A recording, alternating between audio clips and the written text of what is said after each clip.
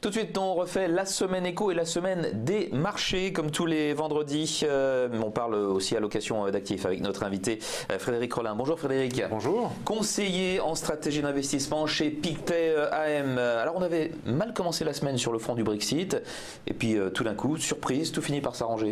Oui, il y avait un écart assez important qui concernait la frontière en fait sur l'Irlande, une partie de l'Irlande étant toujours dans la zone euro, et puis l'autre toujours au Royaume-Uni. Alors évidemment, ça posait la sortie du Royaume-Uni de l'Union européenne pose un problème.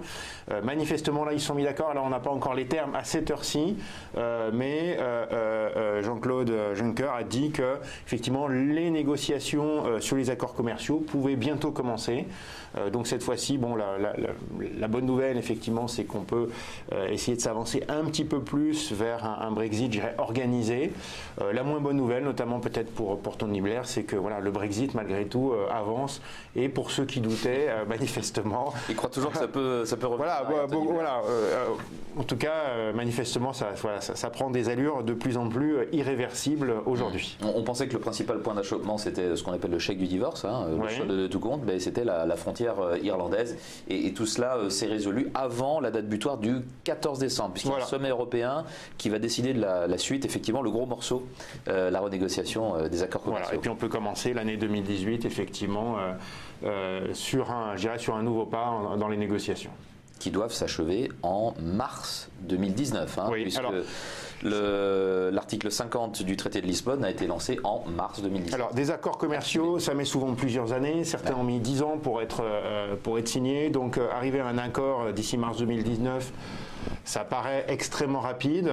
Maintenant, il n'est absolument pas impossible que, voilà, avant mars 2019, on décide de prolonger les négociations un petit peu, 1 an, 2 ans. Mais bon, peut-être y arriveront-ils en quelques mois, mais ça serait, voilà, en tout cas un précédent. Alors, on avait commencé la semaine sur une bonne tendance sur les marchés d'actions, avec les retombées positives du vote durant le week-end par le Sénat américain du projet de réforme fiscale. Et puis, ça n'a pas tenu. Pourquoi ? Alors je pense c'était en partie anticipé dans le marché. On a vendu sur la nouvelle ? Alors oui, je pense que c'est un classique. On achète la rumeur, on vend la nouvelle. Et puis quand on regarde, c'est vrai, le détail de cette réforme fiscale, on s'aperçoit que l'impact économique va être relativement faible, puisqu'on parle de baisse de taxes en 2018 sur les ménages très aisés, qui ne vont pas forcément consommer plus. Et puis c'est seulement plutôt 2019 qu'on aura les baisses des taxes pour les entreprises.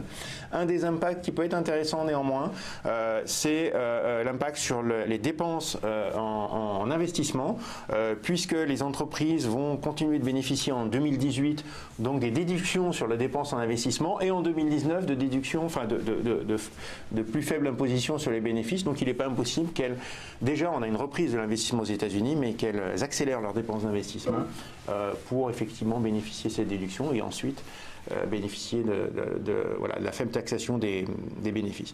Tout n'est pas à toutes les façons encore voté. On pourrait passer de 20 à 22%, mais nous on compte que 1%, c'est à peu près 0,75 de croissance bénéficiaire en moins. Donc dans l'ensemble quand même, ça sera positif pour les marchés.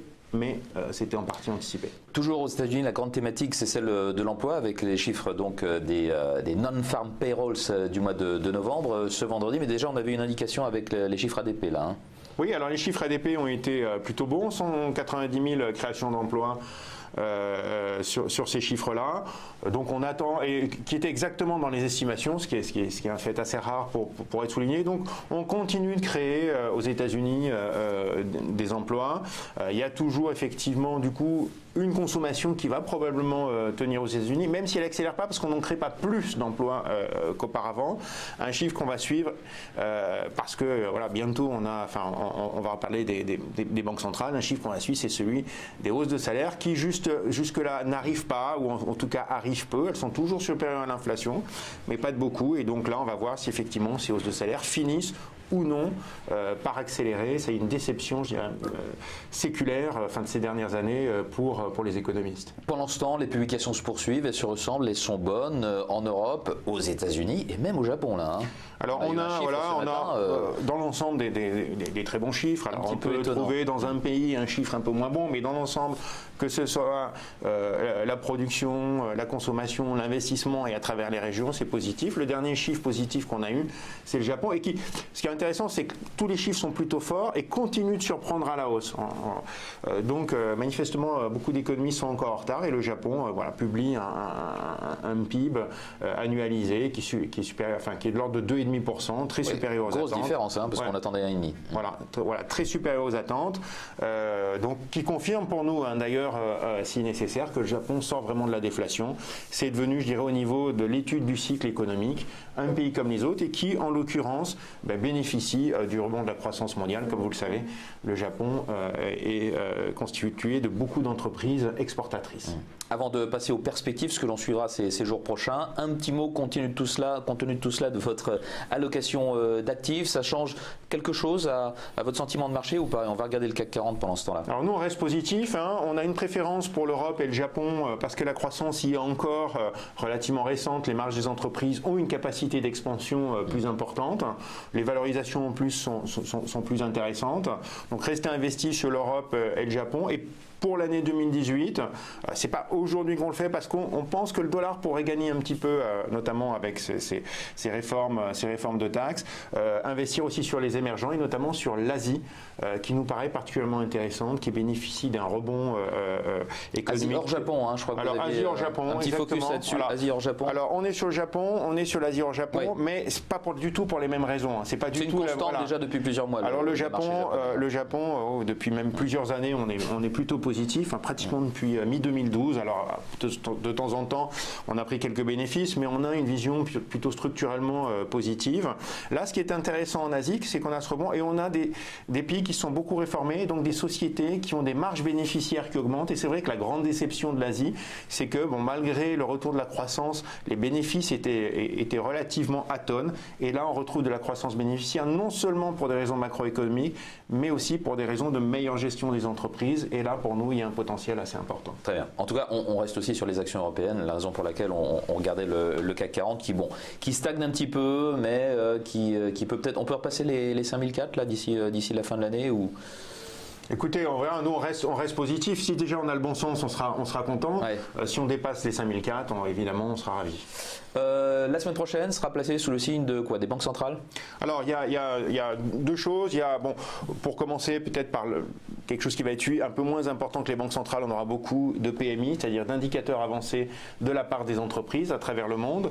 Ce sera intéressant de voir si effectivement les choses sont confirmées. Alors, c'est vrai qu'on a des PMI qui sont très élevés. La question qui est souvent posée dans les comités d'investissement, je pense, de beaucoup de sociétés de gestion dans le globe, est-ce que ça peut aller plus haut? Effectivement, la confiance des consommateurs, les PMI sont très élevés. Peut-être de ce côté-là, on est au plus haut. Il y a beaucoup de bonnes surprises à attendre, donc on va surveiller ça. Et puis la Fed, qui va nous dire ce qu'elle pense, qui va très probablement monter ses taux. Je pense qu'elle nous aurait dit le contraire si le marché est totalement sur cette anticipation. Donc en général, quand le marché se trompe, la Fed fait des petites déclarations qui indiquent que nous nous trompons. En revanche, ce qui va être intéressant, c'est sa vue sur l'inflation. Et c'est vrai qu'elle a dit dans plusieurs conférences de presse que la baisse de l'inflation aux États-Unis était transitoire. Les dernières statistiques montrent qu'elle a raison, puisqu'effectivement, on a une remontée légère de l'inflation après des facteurs transitoires comme la baisse des prix notamment des abonnements téléphoniques. Ça va être intéressant de voir son point de vue puisque les anticipations quand même de resserrement de la Fed ont augmenté. On était plutôt à 2,3, maintenant on est plutôt à 3,4 hausses des taux en 2018. Donc attention de ce côté-là, ça peut bouger un petit peu. Si la Fed devenait un petit peu plus sévère, on pourrait dire Powell peut-être lui-même un peu plus sévère aussi, ça pourrait bouger un petit peu le marché, probablement d'ailleurs dans le mauvais sens de ce côté-là. Semaine Fed la semaine prochaine. Merci beaucoup Frédéric Rolland d'avoir été avec nous aujourd'hui pour refaire cette semaine éco et sur les marchés. Conseiller en stratégie d'investissement chez Pictet AM. Très bonne journée. Merci.